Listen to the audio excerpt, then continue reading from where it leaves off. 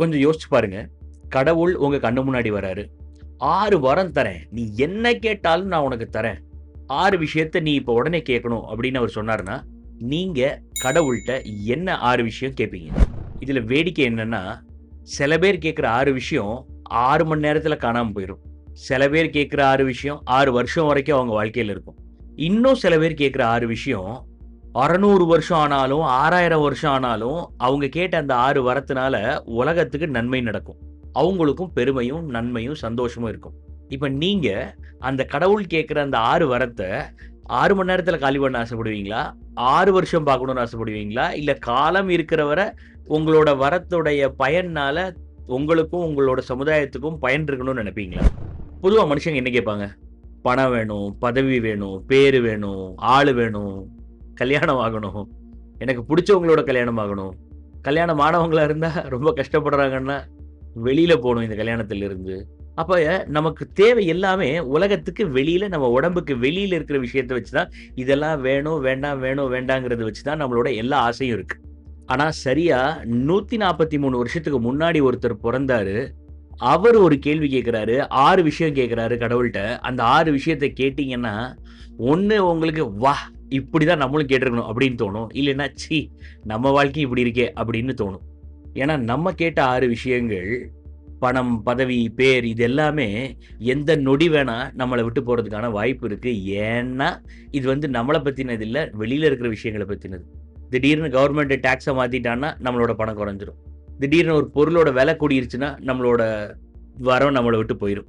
நமக்கு புடிச்சவங்களுக்கு நம்மள புடிக்கலைன்னா, இல்ல அவங்க அவங்களோட உடம்ப விட்டு போயிட்டாங்கன்னா, இறந்துட்டாங்கன்னா, திரும்பவும் கிரவுண்ட் ஜீரோக்கு வந்துருவோம். ஆனா, இந்த மனுஷன் கேட்ட அந்த 6 விஷயம் அவ்வளவு அருமையான விஷயம்.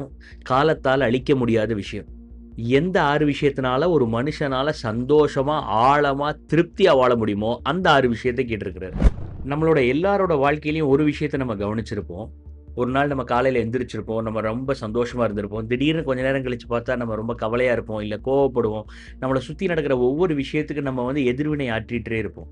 எதுவுமே இல்லையா, நம்ம ஃபியூச்சர பத்தி கவலைப்பட ஆரம்பிச்சுருவோம். என் புள்ள வந்து நல்லா இருப்பானா இல்லையோ? என் பேர குழந்தை நல்ல குணத்தோட வளருமோ இல்லையோ? எனக்கு இந்த வேலை கிடைக்குமா இல்லையா? எனக்கு அந்த கல்யாணம் நடக்குமா இல்லையா? என்ன பத்தின ஃபியூச்சர், இல்லைன்னா எனக்கு ரொம்ப புடிச்சவங்கள பத்தின ஃபியூச்சர். இந்த மாதிரி ஃபியூச்சர பத்தி கவலைப்பட ஆரம்பிச்சுருவோம். நம்ம என்ன நெனைக்கிறோம்? நம்ம எத நெனச்சு பயப்படுறோமோ, எத நெனச்சு ஆசைப்படுறோமோ, எத நெனச்சு கவலைப்படுறோமோ, இதெல்லாம் சரியாயிருச்சுன்னா, நான் சரியாயிருவேன், நான் சந்தோஷமா இருப்பேன்னு நம்ம நெனைக்கிறோம். ஆனா அங்க தான் நமக்கும், சுப்பிரமணிய பாரதியாருக்கும் இருக்கிற வித்தியாசம். நம்மள யாராவது ஹர்ட் பண்ணுவாங்க. அவங்க மேல நமக்கு கோவம் வரும். அவங்க மேல வெறுப்பு வரும். கசப்பான அனுபவம் வரும். நமக்கு தெரியும் இந்த அனுபவம், இந்த உணர்வு இதெல்லாம் தப்பு. இத கண்ட்ரோல் பண்ணணும்னு. ஆனா நம்மால முடியாது. நமக்குள்ள டெம்ப்டேஷன் வரும். இத பண்ணக்கூடாது. இது தப்பு அப்படின்னு தெரியும். ராத்திரி ரொம்ப நேரம் டிவி பார்க்கிறதா இருக்கலாம். செல்ஃபோன் யூஸ் பண்றதா இருக்கலாம். இல்ல வேற ஏதாவது அடிக்ஷனா இருக்கலாம். ஆனா அந்த டெம்ப்டேஷன் வரும்போதே நம்ம மனசுக்குள்ள இன்னொரு எண்ணமும் வரும். இத இன்னைக்காவது நிப்பாட்டிரு. தயவு செஞ்சு பண்ணாத அப்படின்னு. ஆனா அதையும் மீறி நம்ம திரும்ப திரும்ப செஞ்சுகிட்டே இருப்போம். அப்ப நம்ம எல்லா மனுஷங்களுக்கும் இருக்கிற பிரச்சனை ஒண்ணுதான். அதோடைய முகம் தான் வேற வேற. ஃப்ளேவர் தான் வேற. சாப்பிடுறதெல்லாம் ஐஸ்கிரீம் தான். அப்ப இந்த பிரச்சனையிலிருந்து வெளிய வரணும்னா, நம்ம கரெக்ட்டான வரங்கள் கேட்கணும். நமக்கு முன்னாடி வரமும் இருக்குது. ஆனா அப்படி வரம் இருந்தும், நமக்கு என்ன சரியான வரம் கேட்கணும்னு தெரியாததுனால, நம்ம வாழ்க்கையில நம்ம கஷ்டப்பட்டுட்டு இருக்கிறோம். நம்ம இந்த வீடியோல 143 வருஷத்துக்கு முன்னாடி பொறந்த சுப்பிரமணிய பாரதியார், மகாகவி சுப்பிரமணிய பாரதியார், தேசிய கவி சுப்பிரமணிய பாரதியாரோட 6 வரங்கள பத்தி பார்க்க போறோம். இந்த 6 வரங்கள் பார்க்கறது மூலமா உங்களோட வாழ்க்கை இன்னைக்கும், நாளைக்கும் நல்லா இருக்க போகுது. நீங்க பார்த்துக்கிட்டு இருக்கிறது பாசிட்டிவ் சத்சங்கம். நான் உங்க சங்கர் குமரன். மனிதன் என்பவன் தெய்வமாகலாம். திரும்பவும் உங்கள்ட்ட அதே கேள்வி கேட்கிறேன். ஒரு 5 செகண்ட் டைம் எடுத்துக்கோங்க. கடவுள் உங்க முன்னாடி வந்து 6 வரம் குடுத்தாருன்னா, என்ன வரம் கேட்பீங்க? நிஜமாவே ஒரு 5 நொடி யோசிங்க. யோசிச்சுட்டு கமெண்ட் பண்ணுங்க. இல்லைன்னா என்ட்ட சொல்லுங்க வாயிலேயே. பணம் வேணும், வேலை வேணும், நோய் சரியாகணும், எனக்கு புடிச்சவங்க நல்லா இருக்கணும். இது எல்லாமே சாதாரண விஷயங்கள். இது தப்பில்ல. இது ரொம்ப ரொம்ப எதார்த்தமான விஷயங்கள். எல்லாருமே கேட்கறது. ஆனா, சுப்பிரமணிய பாரதியார், மகாகவி சுப்பிரமணிய பாரதியார் இந்த 6 வரத்த எப்படி கேட்டாருன்னு பார்ப்போமா? அவர் கேட்ட அந்த 6 வரங்கள பத்தி நீங்க தெரிஞ்சுக்கிட்டீங்கன்னா, உங்களுக்குள்ள ஒரு ஆழமான மாற்றம் ஏற்படும். ஏன்னா, அவரு இந்த உலகத்த மாத்தணும், என்ன சுத்தி இருக்கிறவங்கள மாத்தணும், எனக்கு சுத்தி இருக்கிற பொருட்கள மாத்தணும்னு கேட்கல. அவரு தன்ன மாத்தணும்னு கேட்டாரு. அவரு சாதாரண கவிஞர் மட்டும் இல்ல, ஒரு பெரிய சிந்தனையாளர், ஞானி. நம்ம நாட்டையே தன்னுடைய கவிதையினால விழிப்புணர்வு ஏற்படுத்தின இந்த மகாகவி பாரதியார் வாழ்க்கை ஃபுல்லா போராடிக்கிட்டு இருந்தாரு. பெண் விடுதலைக்காக போராடினாரு, ஜாதிய ஒழிக்கிறதுக்காக போராடினாரு, பிரிட்டிஷர்கள எதிர்த்து போராடினாரு, வறுமைய எதிர்த்து கூட போராடினாரு. ஆனா, இவ்ளோ விஷயத்த போராடிக்கிட்டு இருந்த ஒரு மனுஷன்ட்ட கடவுள் 6 வரம் குடுத்தாருன்னா, அவர் என்ன கேட்டிருப்பாருன்னு நெனைக்கிறீங்க? அவர் எத எதிர்த்து போராடுறாரோ, அத சரி பண்ணணும்னு தானே நெனைப்பாரு. ஆனா, சுப்பிரமணிய பாரதியார் அந்த இடத்துல தான் நிரூபிக்கிறாரு. நான் சாதாரண ஒரு கவிஞன் இல்ல, நான் ஒரு சாதாரண மனிதன் இல்ல, நான் ஒரு மகாகவி, நான் ஒரு யோகி அப்படிங்கிறத அந்த இடத்துல அவர் நிரூபிக்கிறாரு. அவர் கேட்டது, எனக்குள்ள மாற்றத்தை ஏற்படுத்து கடவுளே அப்படின்னு. இந்த இடத்துல தான் மனிதர்களுக்கும் மகான்களுக்கும் வேறுபாடு. ஒரு ஆத்மா மகாத்மா வர்றதுக்கான ஒரு சூத்திரம், ஒரு ஃபார்முலா என்ன அப்படின்னு கேட்டீங்கன்னா, மகான்கள், மகாத்மாக்கள் தனக்குள்ள பார்ப்பாங்க. சாதாரண மனிதர்கள் வெளிய பார்ப்பாங்க. மனிதர்கள் உலகத்த மாத்த முயற்சி பண்றாங்க. மகான்கள் தன்னை மாத்த முயற்சி பண்றாங்க. இந்த 6 வரங்களையும் நம்ம ஒண்ணு ஒண்ணா பார்க்க போறோம். கடைசி வரமும், அதுக்கப்புறம் இருக்கக்கூடிய பாடலும் ரொம்ப ரொம்ப முக்கியமானது. தயவு செஞ்சு அத மிஸ் பண்ணிறாதீங்க. இந்த 6 வரத்திலயும், இந்த 6 வரத்த எந்த ஆர்டர்ல அவர் சொல்லியிருக்கிறாருங்கிறது கூட ரொம்ப ரொம்ப முக்கியமான விஷயம். அதனால முதல்ல என்ன சொல்றாரு, கடைசியில என்ன சொல்றாருங்கிறதையும் கூர்மையா கவனிங்க. முதல் வரம், அறிவிலே தெளிவு. அறிவுல எனக்கு தெளிவு இருக்கணும். I need a clarity in my thoughts அப்படிங்கிறாரு. யோசிங்க, தினம் நம்ம எத்தனை வாட்டி முடிவெடுக்கிறோம்? காலையில எந்திரிச்சதுலேருந்து குளிக்க போணுமா வேணாமா, தண்ணி குடிக்கணுமா, டீ குடிக்கணுமா, பாத்ரூம் போணுமா, இல்ல இன்னும் கொஞ்ச நேரம் நான் பெட்லயே படுத்திருக்கணுமா, இப்படி காலையில எந்திரிச்ச நொடியிலிருந்து கடைசி நொடி வரைக்கும், இப்ப நான் சேனலை மாத்தணுமா, இல்ல இன்னொரு ரீல் பார்க்கணுமா, இல்ல நான் தூங்கணுமா, எல்லா விஷயமும் நம்ம மண்டைக்குள்ள ஒரு இன்டெலெக்சுவல் டிசிஷனா தான் இருக்குது. நம்மள பல பேர் ஹோட்டலுக்கு போவோம், ஏதாவது ஒரு பொருள் ஆர்டர் பண்ணுவோம், அந்த சாப்பாடு வந்துகிட்டு இருக்கும், இல்ல வந்திருக்கும். அதை சாப்பிடும்போது பக்கத்து டேபிள்ல வேற யாராவது ஒரு புது ஐட்டத்தை வாங்கி ஆர்டர் பண்ணி சாப்பிட்டுட்டு இருப்பாங்க. அதை பார்த்த உடனே, ச்சே, நான் இதை சாப்பிட்டுருக்க கூடாது, அதை சாப்பிட்டுருக்கணும் அப்படின்னு நம்ம மனசுல தோணும். This decision confusion is normal அப்படின்னு பல பேர் நினைக்கிறாங்க. ஆனா அவங்களுக்கு புரியறதில்ல, அவங்களுக்கு இந்த கன்ஃபியூஷன் வெறும் தட்டுல சாப்பிடுற ஹோட்டல்ல மட்டும் வர்றதில்ல, வாழ்க்கையில பெரிய பெரிய டிசிஷன்லயும் வருது. அது வேலையா இருக்கலாம், படிப்பா இருக்கலாம், வாழ்க்கை துணையா இருக்கலாம், குழந்தைக்கு வச்ச பேரா இருக்கலாம். இப்படி பெரிய பெரிய ஃபண்டமெண்டல் விஷயங்கள்லயே அவங்களுக்கு ஆழமான குழப்பங்கள் வருது. அப்ப டிசிஷன் மேக்கிங், இன்டெலெக்சுவல் கிளாரிட்டி ரொம்ப ரொம்ப ரொம்ப ரொம்ப முக்கியம். மகாகவி பாரதியாருக்கு தெரிஞ்சிருக்கு, இதுதான் வாழ்க்கையில முதல் விஷயம் ஒரு மனுஷனுக்கு தெரிஞ்சிருக்கணும்.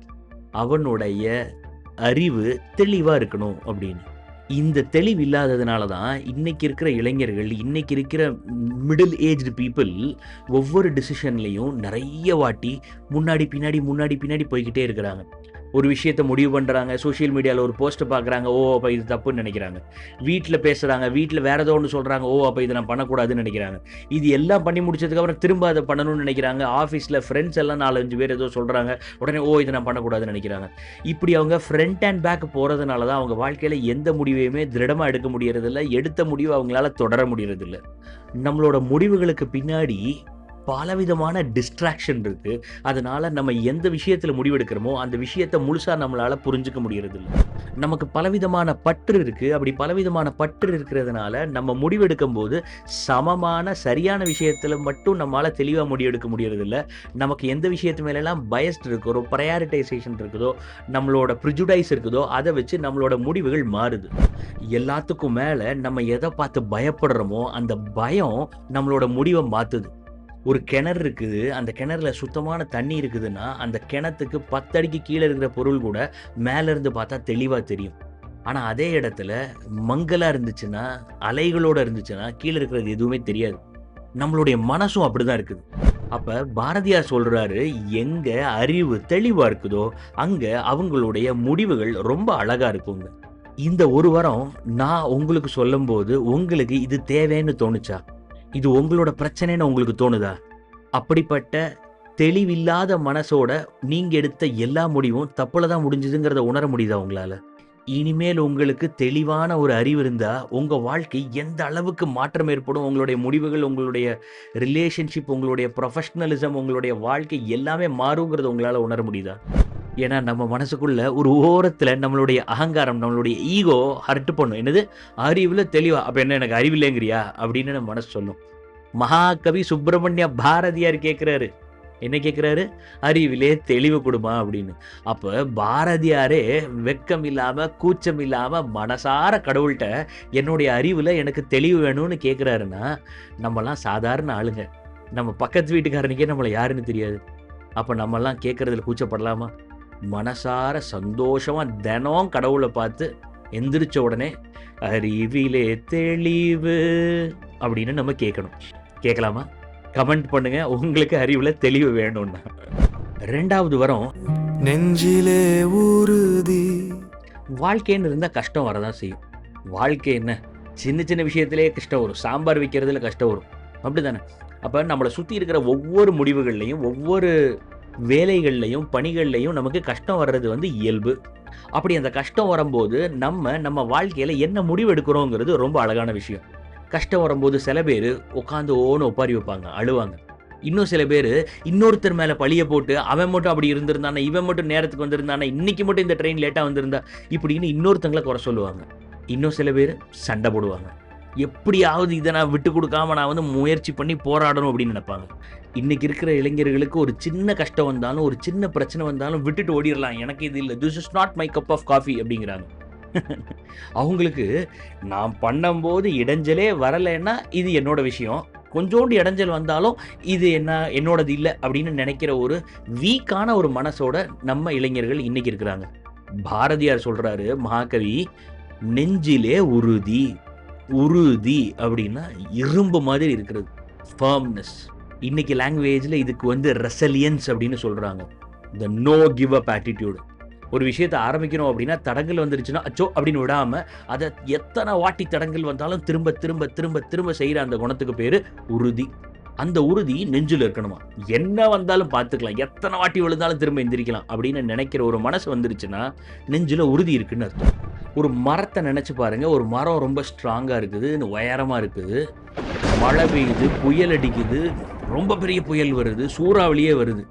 இப்போ இந்த மரம், அந்த கிளை, அந்த இலை எல்லாமே விழுறதும் விழாததும் யார் கையில் இருக்கு? அதோட இலை கையில் இருக்கா? அதோடைய கிளை கையில் இருக்கா? இல்லை அதோடைய தண்டு கையில் இருக்கா? இல்லை, அது மண்ணுக்குள்ள இருக்கிற வேரோட கையில் இருக்கு. அந்த வேறு எந்த அளவுக்கு ஆழமா ரொம்ப தூரம் போய் ரொம்ப கட்டியா பிடிச்சிருக்கோ அதை வச்சுதான் அந்த மரம் இந்த சூறாவளியில நிக்குமா நிக்காதாங்கிறது முடிவாகுது. அதே மாதிரி தான் நம்ம மனுஷங்களோட வாழ்க்கையும்.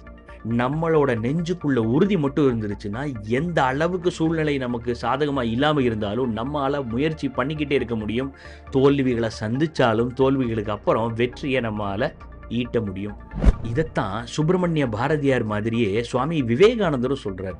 ரொம்ப அழகான ஒரு விஷயம் சொல்றாரு சுவாமி விவேகானந்தர். 10,000 தடவை கீழே விழுந்தாலும் திரும்ப எந்திரிச்சு முயற்சி பண்ணக்கூடிய மனசு யாருக்கு இருக்கோ அவன் தான் நிஜமான வெற்றியாளன் அப்படிங்கிறாரு.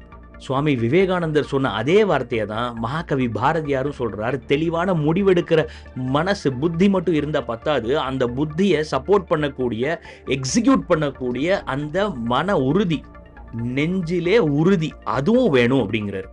ஒரு படகை மாதிரி நினைச்சுக்கோங்க. ஒரு படகு போய்கிட்டு இருக்கு, காம்பஸ்ல தான் டைரக்ஷன் தெரியுது. இந்த காம்பஸ் ஆடிக்கிட்டே இருந்துச்சுன்னு வச்சுக்கோங்க, நார்த்து போல ஒழுங்கா காட்டல, எல்லா பக்கமும் மாறி மாறி சுத்தி சுத்தி வருதுன்னு வச்சுக்கோங்க.